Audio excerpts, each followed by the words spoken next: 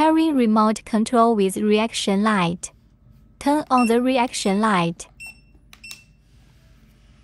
Simultaneously press and hold the automatic light off button and power button.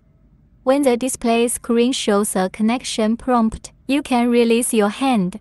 At this point, you need to wait for the remote control to automatically pair with the reaction light. After successful connection, the reaction light will turn off. Turn off and reconnect the remote control.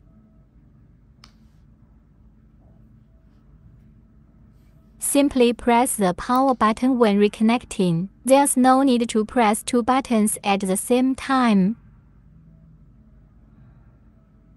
When the reaction light is off and the remote control display screen goes to the function menu, it indicates a successful connection.